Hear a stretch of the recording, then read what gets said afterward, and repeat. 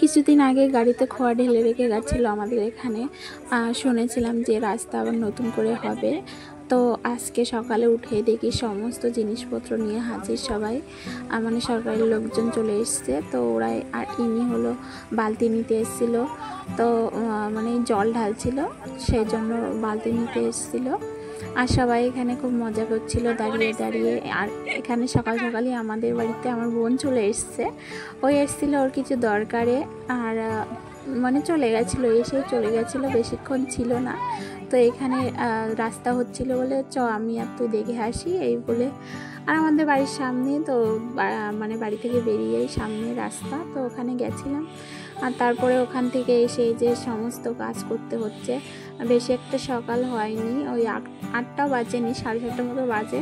তো চারিদিকে সমস্ত কাজ করে নিচ্ছি, না হলে আমার মেয়ে দুটো উঠে যাবে। মেয়ে দুটোই ঘুমিয়ে আছে, ওরা ঘুমিয়ে না থাকলে না কাজ করতেই পারি না, ওরা কাজ করতেই দেয় না, সবসময় কোলে উঠে থাকতে চায়। আর সকালে না যে কোনো বাচ্চা সব মায়ের কোলেই থাকতে চায়, শুধু আমার বাচ্চারা না, সবার বাচ্চাই। মানে সকালে ঘুম থেকে ওঠার পরে সবসময় একটু মায়ের কাছেই থাকতে চায়।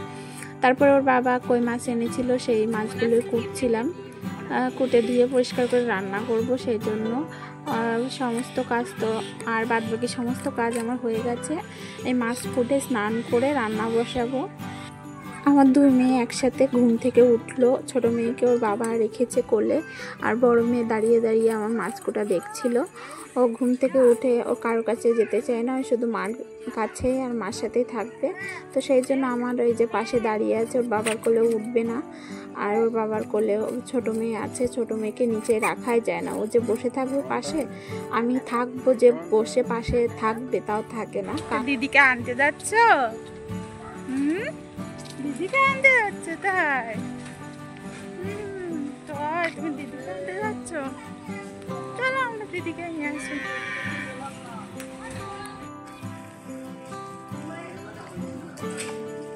সৈনিমা ওঠো, ওঠো তুমি।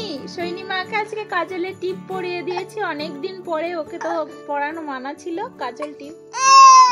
এই তো দুষ্টুমি হচ্ছে তাই?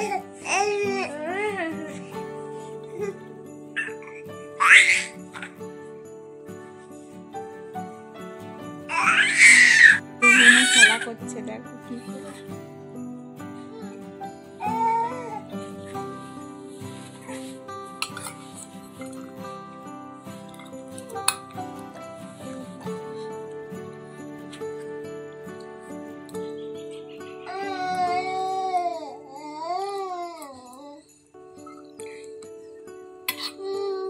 টাটা দাও তো একটু।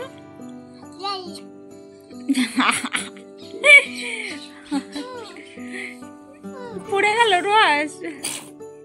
তো আবার আমার কাছে আসছিস কেন? দিদির সাথে খেলা করছ কি? তোমরা দুই বোনে খুব চালাও আমারে। হ্যাঁ খুবই চালাও, খুব দুষ্টু করছো তোমরা দুই বোনে, খুব চালাচ্ছ। এখন কটা বাজে?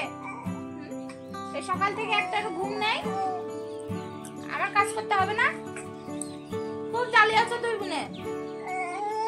হ্যাঁ আসবা না, আমার কাছে আসবা না, না তুমি আসবা না, আমি আদরও করবো না তোমাকে। এখন বাজে 4:45 মতো। তো এখন দুই মেয়ে ঘুমিয়েছে, সারা দিন একটারও ঘুম নেই, দুটোই জেগে খেলা করেছে, এদিক ওদিক ঘুরে বেরিয়েছে।